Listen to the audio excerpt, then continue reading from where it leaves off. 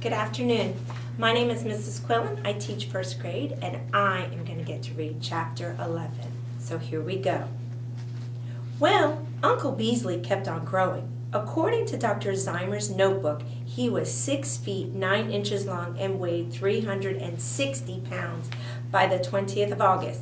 And at the end of August, he was 9 feet and weighed 798 pounds. He was so heavy now that we had to give up on the 2 bathroom scales, and instead we had to use the old hay scales down in front of Miss Beesman's feed store.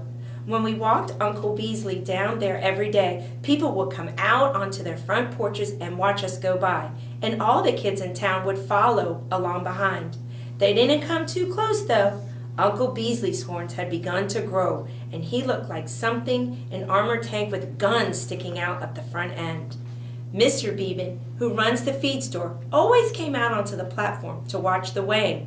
"Good morning, Doctor," he said. "Hello there, Nate. What's the reading this morning?" I slid the balanced weights along the bar until it balanced. 8, 9, 7, I called out to him, while Dr. Zymer wrote it down in his notebook. That was the 2nd of September, I remember. "What you gonna do come winter, Nate?" Mr. Beeman wanted to know.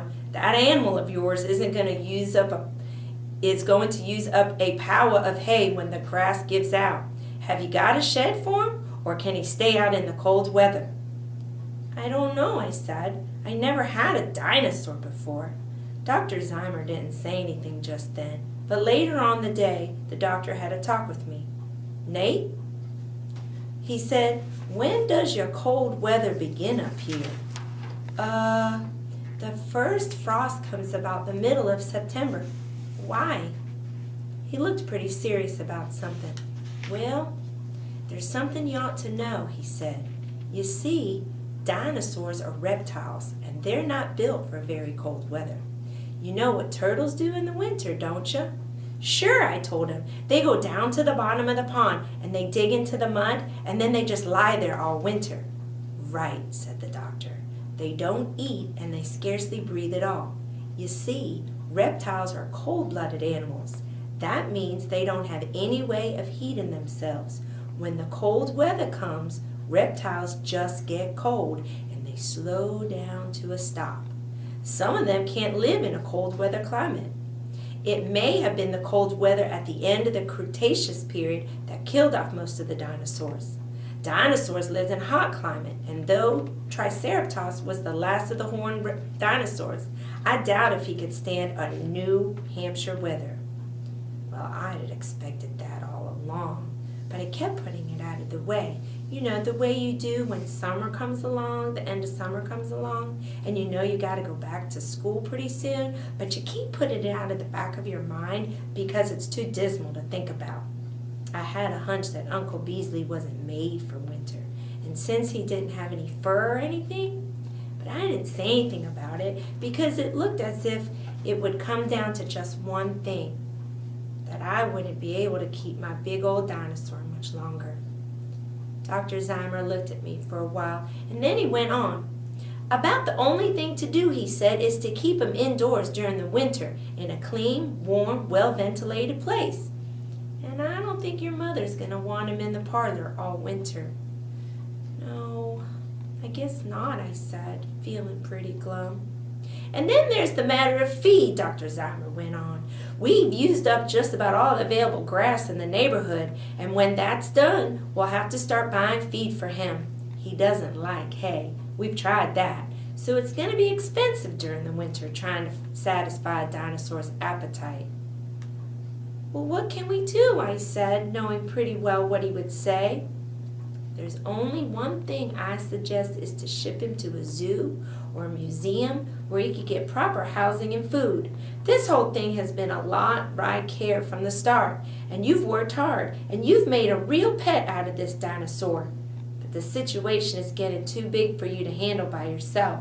We're just going to have to ask other people to help us. But it's going to be hard to give him up, though, isn't it, Nate?" I had to swallow a couple of times. "Yeah," I said.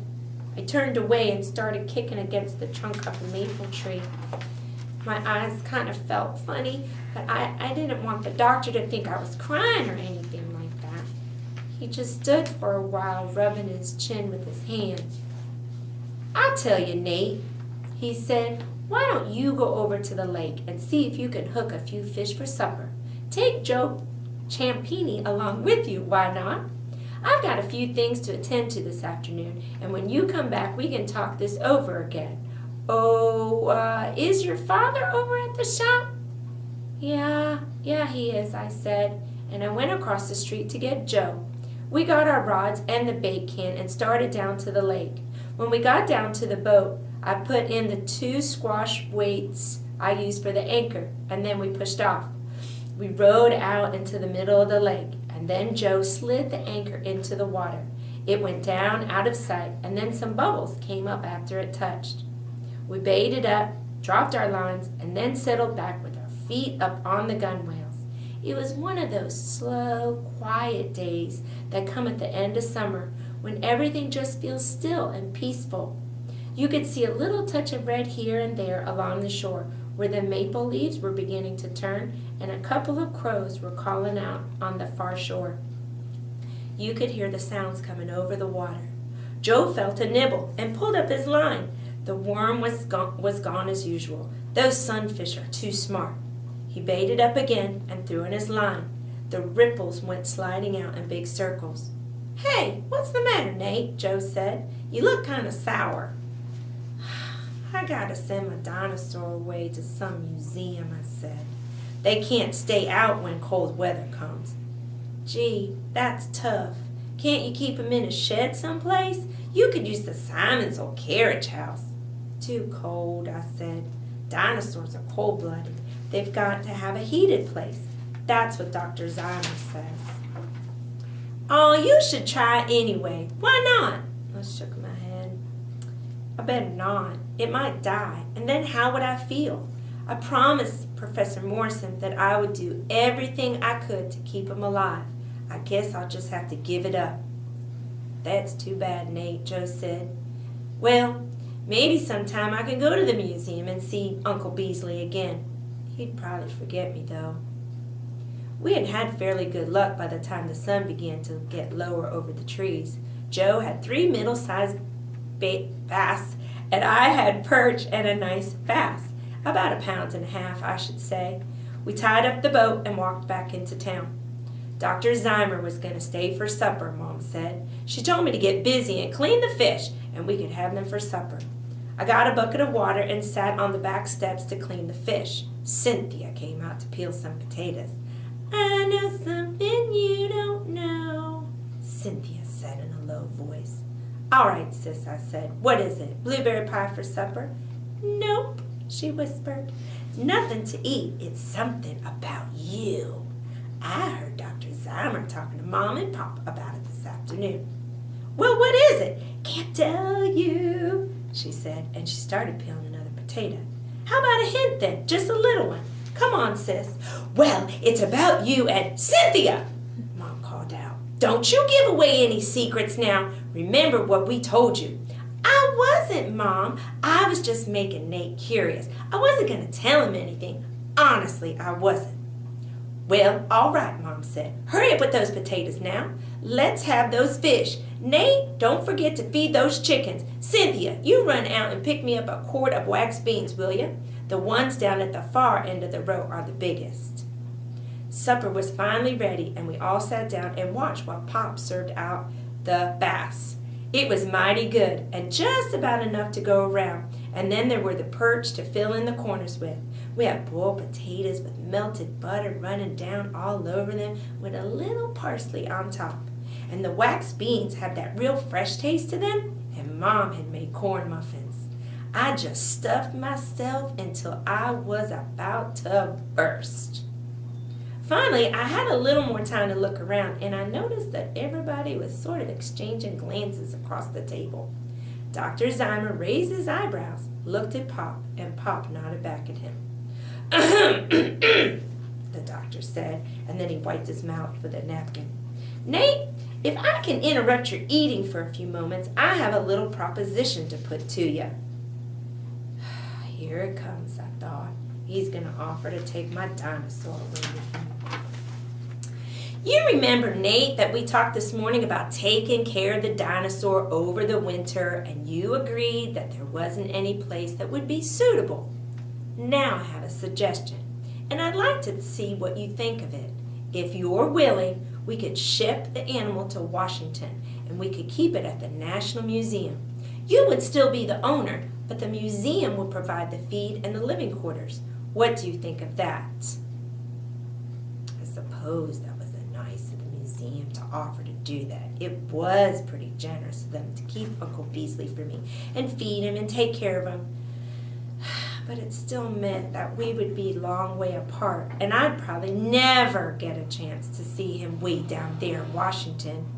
I guess I didn't look too enthusiastic about the idea, but when I looked up at Dr. Zymer, his eyes were twinkling, and the corners of his mouth were twinkling a little bit, twitching a little. Of course, Dr. Zymer went on very calmly.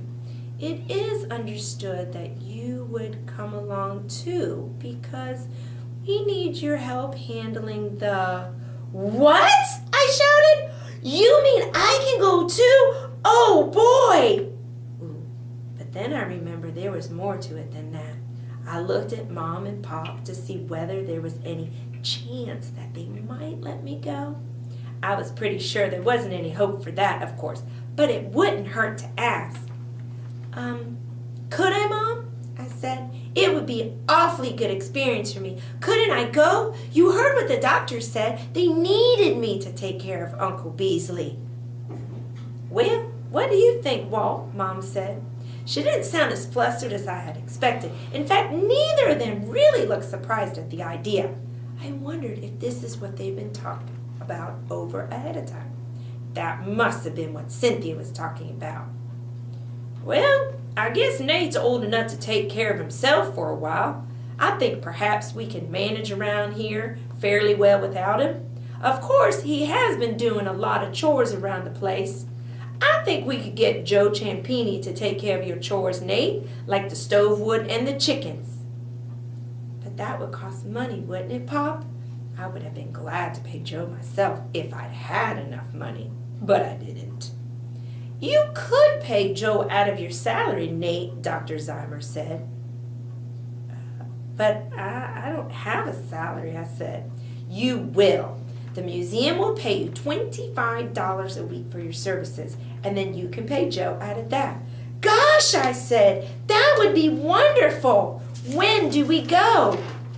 Dr. Zymer rubbed his chin. Well, the museum needs a little time to get ready for a dinosaur, and we've got to arrange for one of our trucks. I should say we wouldn't be able to leave for almost a week. Oh, I said. But school begins the 9th of September. That wouldn't give me very much time at the museum, would it? Only a day or so.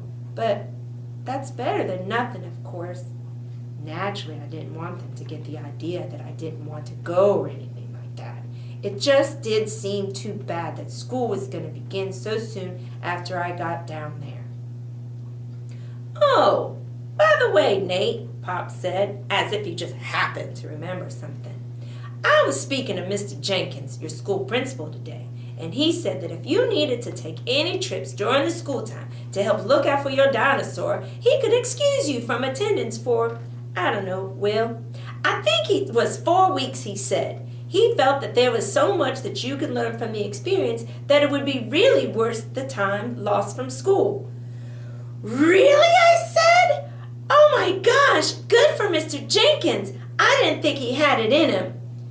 Well, it really wasn't entirely his idea, Pop said with a look at Mom. And he made a rather strong suggestion that you keep up your schoolwork while you was away. Oh, I will, I said. I'll work twice as hard as usual. I wager you could too, without straining yourself, Mom said. Cynthia snickered, but I felt too good to kick her under the table, the way I usually do. If you're studying science, Dr. Zymer said, we have some men at the museum who will be able to help you a little. And you can learn a lot wandering around the museum. The Smithsonian Institution is just across the mall from us. So is the Arts and Industries of the museum, and the National Art Gallery is just a block down the street. And then, of course, there's the Library of Congress, the Capitol, the Supreme Court, and if you like astronomy, there's the Naval Observatory. I think we can see to that your education is not completely forgotten. Gee, I said, you mean it's all worked out so I can go down to Washington for a whole month and I'll get paid for it and I can even skip school? Boy, am I lucky. I must be dreaming or something. It felt so good that I never even noticed what we had for dessert, and that doesn't happen often.